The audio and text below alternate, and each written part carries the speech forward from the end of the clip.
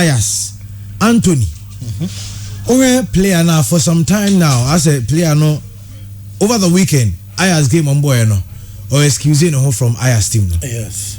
And you said last Monday Manchester United Liverpool ne agent e posti picture no near branch no show omo game no.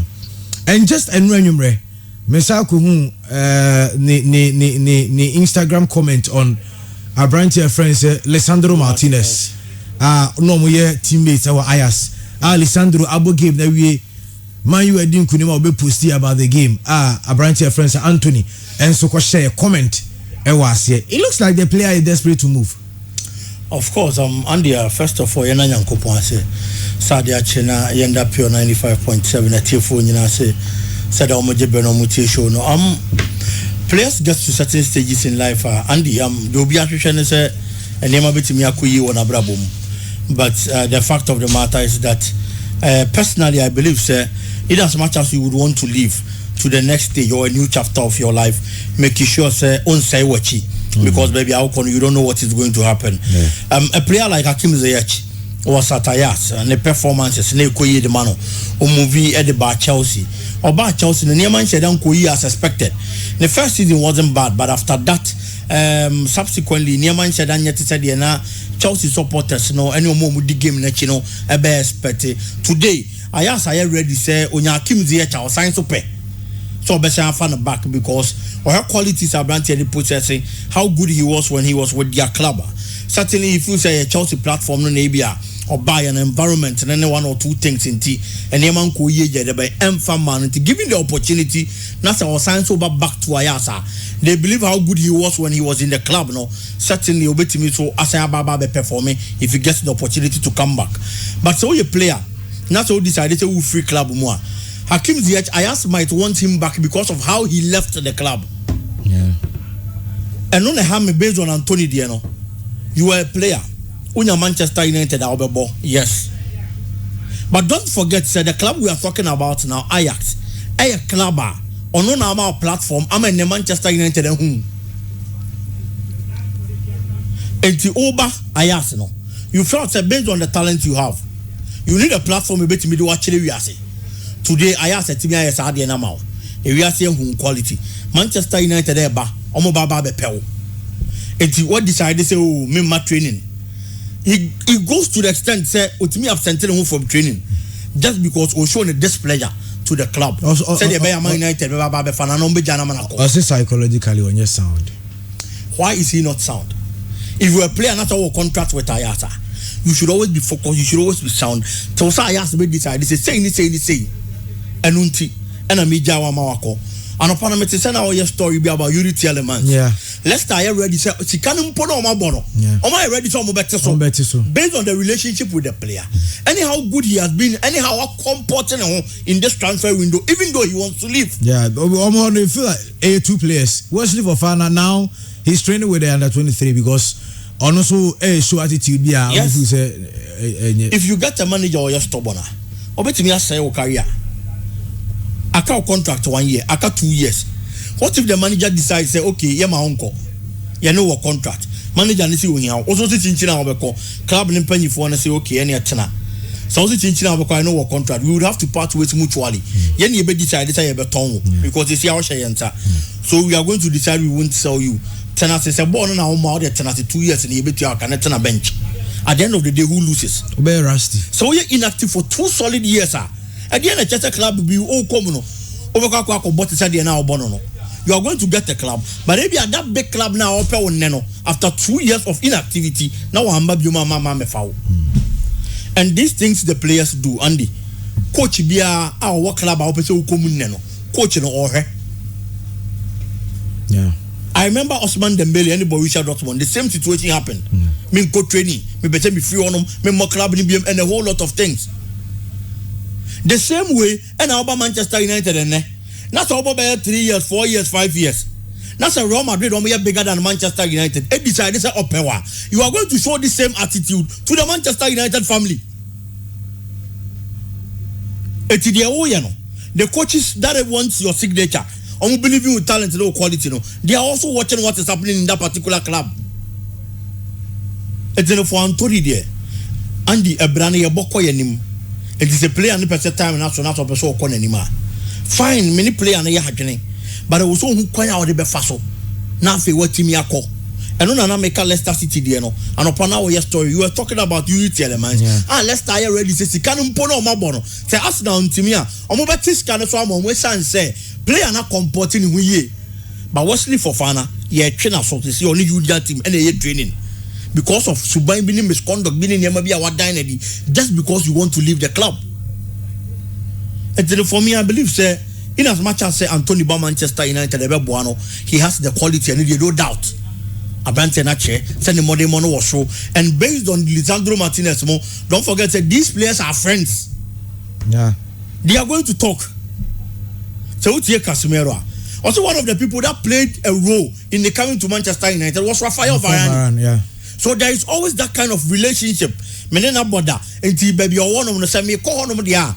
Hey, be am for Joe. Ne honum te say oh ho you say that brother can project say don dia to anim obeka ho be boam yatimi akọ anim and the player na be person be movie. But just as I was using the Hakim Ziyech situation as an example and say wachi because we call anim no udim dey be si wachi china. If you are going to leave the club peacefully, amicably, say dey be ya china bi niam anko yi amfa ma wa, this same club can give you the opportunity. Say brother bebo because we gave you this kind of opportunity and only a party works very well. Will be okay. Until for Anthony there, I believe say time enough so say was a play and the movie on. But when you be fast work on years said be a chenabi on fan ne and Christian, you heard the issue of players wanting to leave their various clubs. Now, person will join other clubs. You were the situation of Anthony, you Wesley Fofana in the same situation. I said they become desperate to leave to the extent say players may know Yabo Mudi say now over the week Oman will give half a moment clubs. In as much as I say sometimes you know a place near problematic and so yeah clubs will so empty place and I say Juma de we na will be uno be Juma no person no be Juma I will not keep a happy employee. Me ye Juma my friend nipa oni me na ye Juma nipa ni person be ye Juma. Now what nipa crossy once we use some baby bam penny first we use some baby boom most time be as a place in better tia now they've gone to the extreme as of for all means to leave and the club are preventing them to leave. Ambassador the last resort they say let me hold the club to what to a ransom so I don't know but we have any big year they say and I'm say unim wachina semuntino whenever you are leaving don't shut the door. Because the same door now offer more piano. You might need the same door maybe the next day. It's a very important. A Juma idea football must say ready for. And now I now call. Yeah. Baby I'm mini and the Yaya Juma Biano. Yes I to me call. Yeah. Yes I to me call. Yeah. It's mini managers. No one when Nako Bonkomo, ya tenasi mo baby, namu wibi, na me num suonia daddy, ya no munyina. So what I say, and in as much as you want to leave, sometimes frustrations in also there. But I believe there will be a better way. Now win-win situation. You also have your legendary status also our previous club now. Now and but me the Wesley Fofana watch there every team no more. We also say I just have frustrations, and then Leicester are willing to sell Wesley Fofana in Kasite million komunye. Kombeje. But because they want to put an impediment in your way, okay, also we are your amount high valuation. So high valuation will be an impediment in my uncle. You find some value be 60 million. But also yes, you better 100 million. So 100 million will deter other club to come so back to my sign. Yeah. And they are not, you are forcing the player against their will. Only beji pass and can play out penny there. In the lifetime you be see a kind of amount. But ya all ya. But we say on so be free baby bobo the animal. Yeah. What I say? Yeah. Baby a o team no or no free baby a all kono. On so tiska ko to obi de. Did you all ko to no so yes ah. And our club no so yes ah. Kabenya player na to no. And they say West Ham for any other teams in here players. Yeah. O de okotai. O ko player bi hu so o ka ko player dia. Ye fa player ne ma wo. Team na tia se wa ton ama wo. ba wo de this obi beto ne dia wo de also mpeni ntebasa na wo de ni bre ne ka indika players ni behavior sa de me support de me de ba bia ya na tokwa bibia ono I don't survive in those environment mpe tinka asumduem I want to leave club na ja kwai se Casemiro di club na tiase ya ja kwai ya Jiska ya bless wo nya nshira da eda wachi even when you force a move obako but enipa no asem kan ebia menu ni enyi didie but aseba nipa de na no be kan fa akwatimi ye no me edi wachi na bigi kan Dembele die o yes nyina ba Barcelona no o injury situation na edi na chi se bia club na bobadia no mwankasa ton ehirawo ama akoya bia nkasa de toto no kento no enti no players no fan to mo foot but ye two players no for no ye nsan two clubs no so fo we you know some bebrebe a o force players no to react the way they are reacting what I say o person ko or under contract or respective contract no enti no team be ba oni team in transit oni any negotiations player na making it clear say he want to leave was it at all cost you stay against the players will ebasa no subsidy kra na players ni bobo na mawa akwaso obo na mememfi ono a force against so no oba ma wo etino a win-win situation say player be tena ma player interest in to be so tena no tena ba o ya na player be so kwa me sure say bless the player name your price na player nko na o name your price so no memfa abufuo enko name an unnecessary price Wesley Fofana pa de say omo the Chelsea e ma Chelsea tua over 80 million e mo be the most expensive defender in the Premier League. I'll be extremely surprised if Chelsea beat Chelsea Escano. Okay. About the most expensive defender. Say Christian omo the Chelsea. Oh na this is Chelsea nyabri. Who's at the end so the whole pa. And Ibra the party na bomo di bi ebu. Say e bi go di otikem. Onye wa so woton. Obi si chinchira meto wo bebu no. No. What do you fear can you be can so atomo beto? Sana akwa enti Wesley Fofana no. Say let's say you so moton. Yeah. Edu na so ba beto. So you go by our price. Say yes price in 3 times over your reject. And Wesley Fofana 60 million pardon can enough. What I say? 2 years other player now kwa. Na Chelsea ntime me team move valuation na. Now you are forcing the player to stay against Onwan Kasane wall. Esa say ejuma bakwa beda osu eso ye plan na dwumo dwuma ne onya ayi akomapa e dey see akama club because I want to leave you force me to stay tineso me bobo one sha e be do say because I want the player to extend his contract on home feel atosa say players board mo team bo mo kwa no me very careful team be Tottenham Hotspur players ne kwa they are very careful once you sign for Tottenham Hotspur no waka ho Daniel Levy yes waka ho because once I bought Tottenham Hotspur there say offer ba ho a one ha this one can say beja mo akọ god frustration no be fam no and we never break say frustrations near go to the streamer the players resort to the minister o mo fra say o mo take na me say who Newcastle United in so and na we ya and ebeto just say Newcastle any Abrantier friends Alexander Isak osi academy Real Sociedad Newcastle any Abrantier no RH omo personal terms na omo hwe na mu said yaka no omo ne bobo friends Real Sociedad for be wie na per contract no said esi no omo say 65 million euros plus 5 million bonus plus 10% our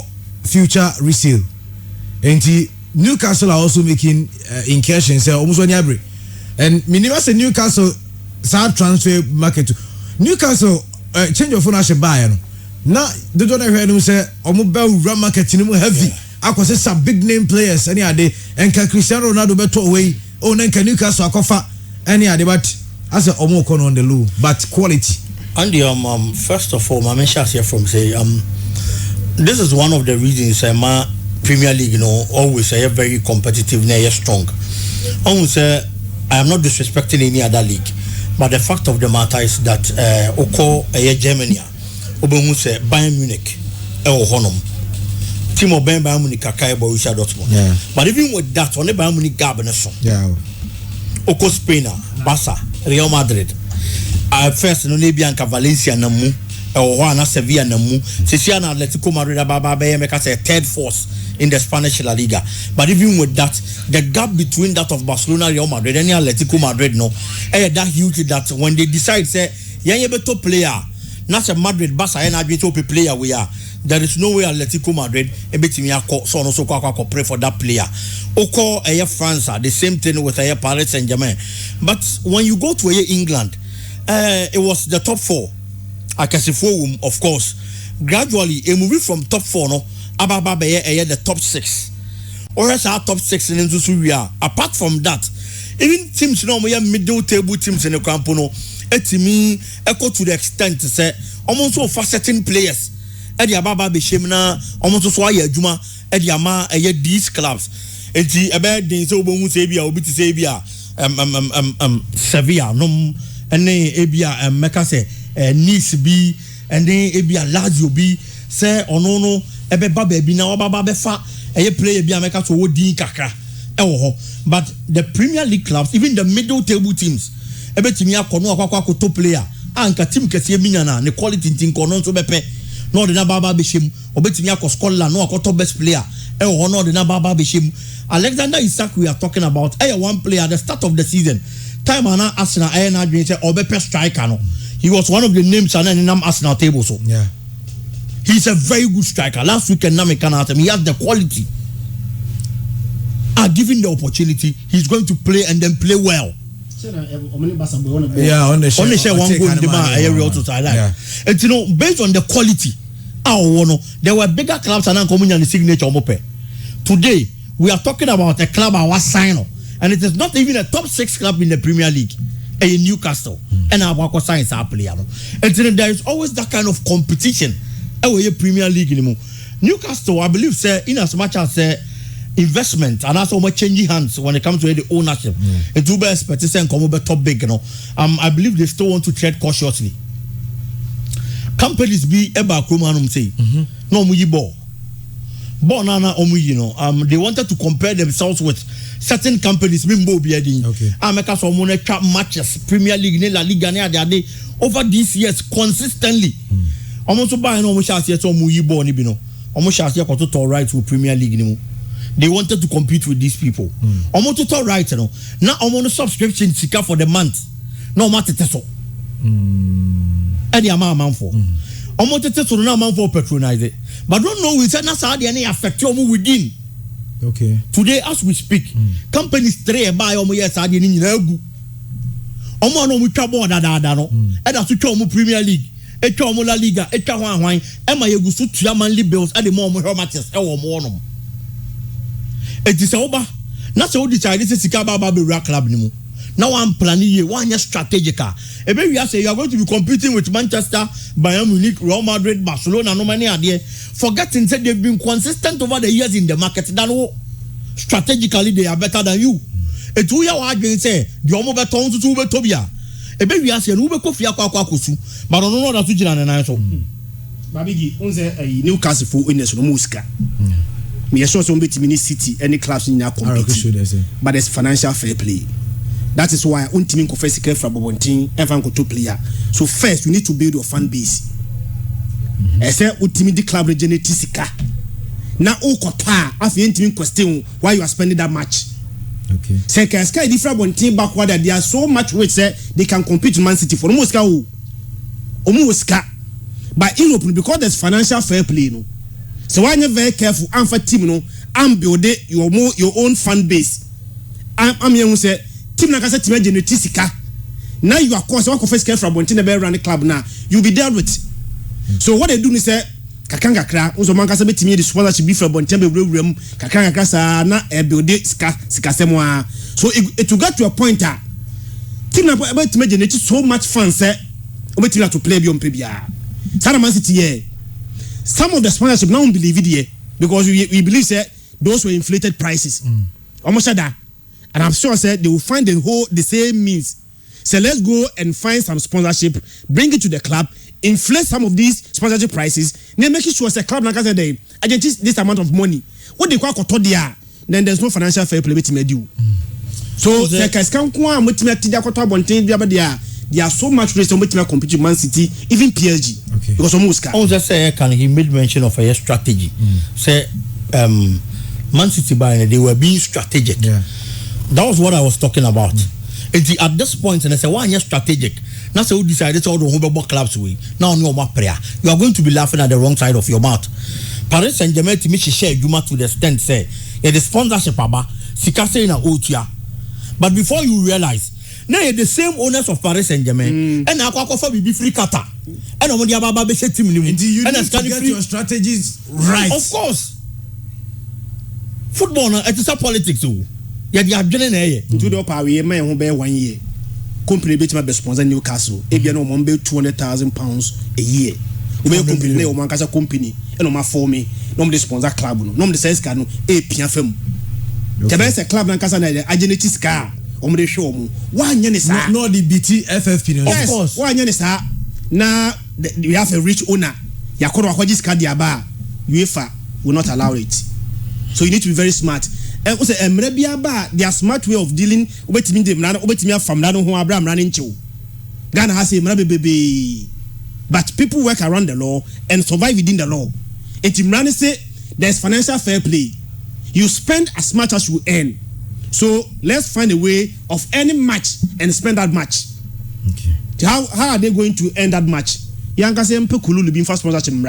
Say 100,000 euros a year. Let's inflate the prices. Say it is 200 million a year. Near family club room. With 3 years I didn't read there. When Man City need PHB competitive for a player. Until that is done now, they have to tread cautiously. And I think they're not big. You can of course how to get your. You have to get the things right. And do to a certain level. When you get to that level, because for now, and on America say even the Premier League itself. Most of the middle table teams compete with the big clubs because for a player na Arsenal na Newcastle even though Arsenal are on top Newcastle acquire top player around 65 million. How many middle table teams in France? How many middle table teams in Germany? How many middle table teams in Spain? But for now, it was all your strategies in the year. Said they are going forward. At that particular moment, one was watching show now and I believe Newcastle has started building something. At the airback, if it gets to that level, they are going to do it. But until then, they would have to stay back, look at the market, and then strategize very well. And so, no and yes, sir. Only Manchester but Isak an amazing player. Yeah. Amazing player. I'm sure the stats this year 105 game for Real Sociedad and about 33 goals. Even as I see come out national team no. And as national team so first year Sweden national team no. Our body more and you know on betimi for players now they are not too top. And only 2 average. Sure. In between a hybrid between an average and a top player. Kieran Trippier. Yes. No Makofana deba. Sada City ba we you. We dey City don't start so more build no. O man France and top big players bia o. To say meet be is tanka kra no mo too big but not too low. In between hybrids no afano no build it no the best fifth no about fourth. So they should have a project. So offer Isak no time no mo France build this project no. Mo 2 years later, that's a top 4 club. They will then begin to compete for the Premier League title. Okay, Tiano on Newcastle, Abrantia friends Alexander Isak and Yedo Mohun Komono and so it's me. But just a matter of time now. Official communique from 2 sides. No idea about Newcastle and Sakano from Real Sociedad. But meaning how if this is good for Eric Bailly, but Bailly it's me finding a way out. Now, and there we are pictures no circulating at the Olympic Marseille. Eric Bay in 10 years on Beshano Airport and Branton as well. Manchester United drew baby name Wayading United, but United are not fair to Eric Bay. I believe, sir. I wouldn't say Oman fair to Bailey, but I believe Bailey should have been given a lot of opportunities. Opportunities now few were limited. Or her player bit is Maguire, or she bit is Lindelof. Consistently, the kind of mistakes are no more here. Manchester United, but still, they were given the opportunity to play. But Bailey Bem, no Boba community, no mistake back up near the Nakwa I feel the opportunity they gave to Maguire and Lindelof. If they have entrusted Bailey, that same opportunity, I am sure by this time, quite a better chair Maguire and Lindelof. But I believe, say, it is football. Manager Biane Diope. And I am not being racist, but this is a fact. Andy, Utu Kwainas or Kwabuche, now open position in a club, you would have to play above your weight. So be able 50, make sure so be 80, 90, 100, 150. And Sani Yamawu opportunity over Brunino. Okay. That is the truth. So be born one DNA BDR, and you be you saw no near Jow. Osha Alexander Song. Now he said Joe Busquets. Time a song every Arsenal. Aqua joined Barcelona. He wasn't a bad player. Yeah. But you are moving into a territory. Busquets Chrome. Number one. Number two, the club you are going in, Busquets about 70 position. A fain a over. It is a Busquets the enemy now. Coach need any option than to play Busquets and then leave you out. Was no is a Busquets and so your boy from academy. Of course, he's a true and true Catalan. Yeah. Oye you be about the Spanish national team. Who ye they call Cameroon? Ivory Coast. That is song there. Yes, Alexander Song. Yeah. They call Cameroon. Yeah. And at that particular time, you be man opportunities down. Just how Bob Bruno is be. And these things happen in our foreign leagues. It is normal. But I believe, sir, for the French players, France has been a transit point for a lot of them. Okohonoma, he feels at home. One of the countries in Europe, a French guy, not only accept being it a black man or a white man, that kind of difference because a lot of the athletes they get benefits from Africans, Americans, or migrate. If you are looking at the national team, for example. Yeah, France national team. France national team, no. For example, a lot of the players are African guys. Yeah. And I believe that is going to be a very good home for Eric Bailly. And Marseille team, no, Saliba, the kind of performance or now opportunity, Kobo alone or Marseille, how good he became. I believe if given same opportunity to Eric Bailly, he's going to grab that opportunity and then become a better player. It's up to the player now. Say, Nyama Nkoye or Manchester United. But when you another opportunity, I'll be to be actually we have to say, oh yeah, dear, but a team now woman and I want your opportunity.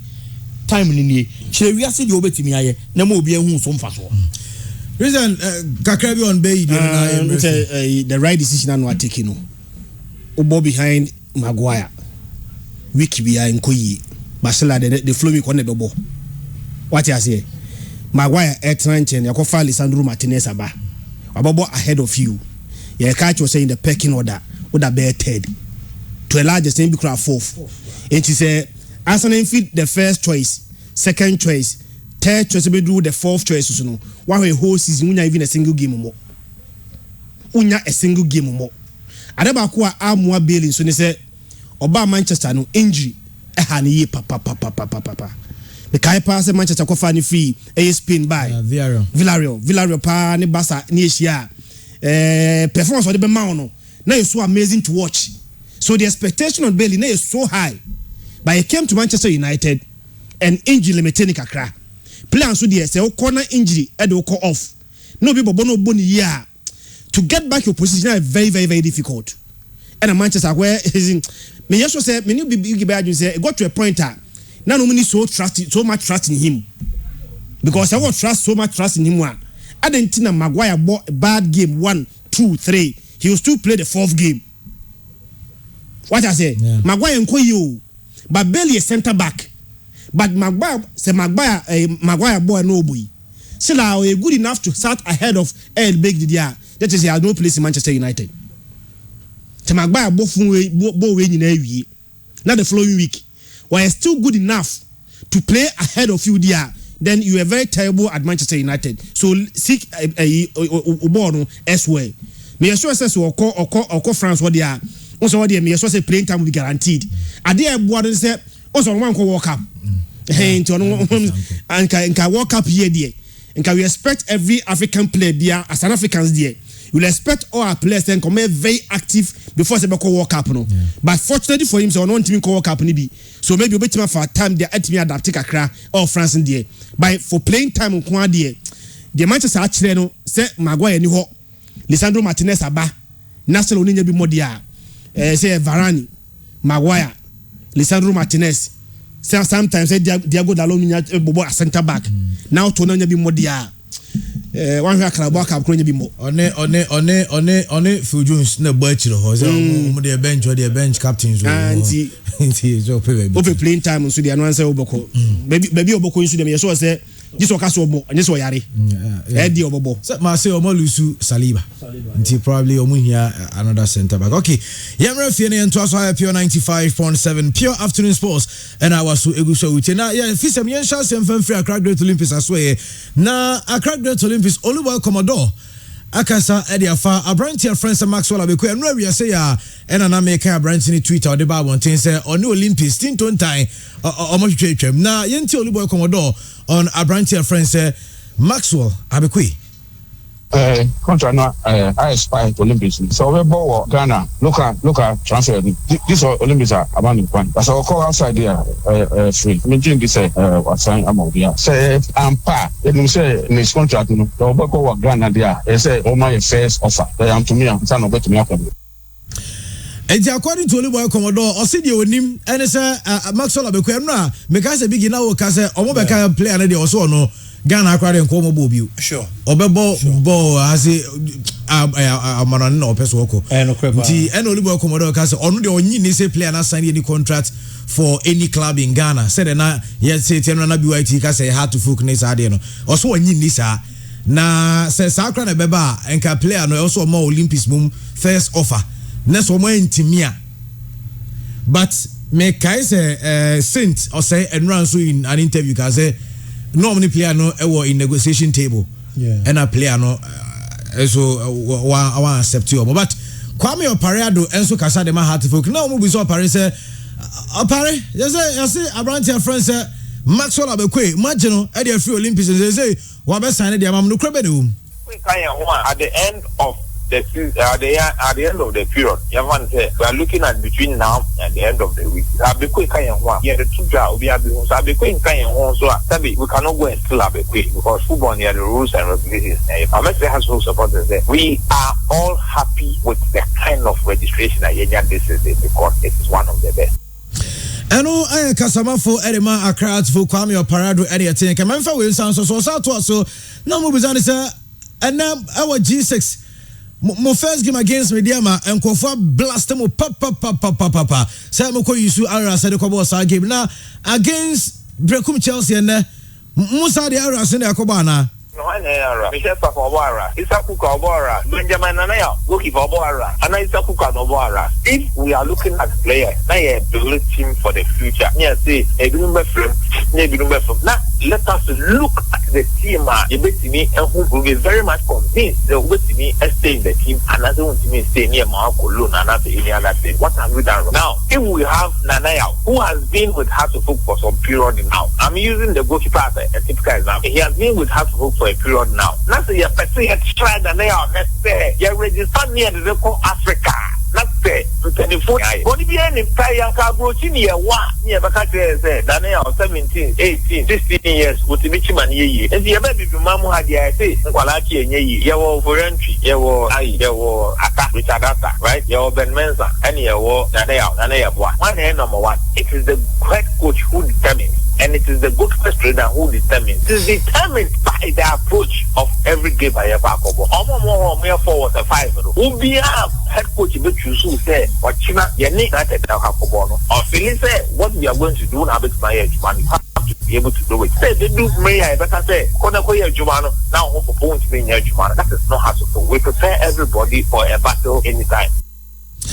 Eno Kwame Oparado and I attending Kanti Christian my mention same through ho na from Oluwa Commodore any Oparado response or the by say has I register Maxwell Abeku ubi abehu e de ba ebesi Aura sense was it on place no ebi o ma omunya Aura nti Maxwell Abeku e ka kire has say okachi Olympics say on sign my local club bia per what they said so obekọ dia ene be outside Ghana so on conso Olympics will be given the first option. I know the man can say player ne catch o say obema Olympics mo omo na e ka say e o say nka player no per the contract. Yes. Sano kan. Sano lubo o say per the contract. E say player ne ma o the first option. Mo na me first option. I just say on team inside my team apart from what prevent you from extending the contract money so so what I say Emma me do season we say aso wie kra because say only planner reach agreement no na planner get to me say on call on two quite there when am the first option there enka eba be so no only planner transi we are your first option, let's begin to do contract renegotiations. Why extend the contract? I'm a player no within the contract branching your contract no kwa bona ne dia what on ko what you sika o chairman no so the power so much comes into the hands of the player. They can decide to do whatever they like to do.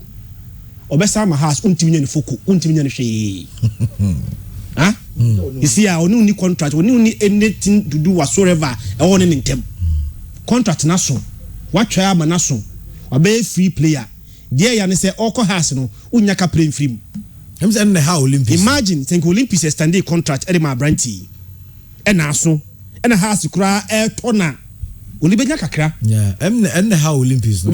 I didn't know how so. I want to show you them. Say man so player they over the contract so you don't trust them. Once a contract never so time ni nyina so wie. No be free player there. Don't trust them say as obey own their allegiance and loyalty to you. These days there's no loyalty in football. Players loyalty e wo be obenya sika. Casemiro won soon Real Madrid. Yeah, also. 6 hours later, I know was Manchester United. Yeah. And 24 hours. There we. I say a year soon. Nipa no soon a year no. We are good. 3 minutes later, no was jollof. From a quota and so players in there. I'm loyalty no baby on Beneska where they will get money. It you try time I'm so smart. I bet you tell so no contract now so we. And now what can say? See a closing registration. Yeah. Which means Olympics grano untimi register player ni bi. So from one indication no akwaje a register mo bi 4 ni o ha e wo mo Olympics wo. Ebeka be 6 months 1 year. Test player ni pause. Ebeka 1 year na mana so no. Se player ni sign ma wa ubohu. Oko player ni ho no twetwe ni ho yes you know you see it. Cause how many Kenya wama ka onye surprise. Ba o twa ma no so ye player wa catch there so ye first option esua third crowd on your option honum obey first option it be depending on how much you are going to present the player the contract so the first option ECOS as on them affordable it goes to the highest bidder it has to folk near boni bia they approach a player the contract so the player show willingness to play for House of Folk they register him has any Olympics near boni bia Masola Bikwe enye Olympics boni bia wa 7 mo wie the contract aso oko the problem mo why did you allow the contract to elapse before talking about this issue now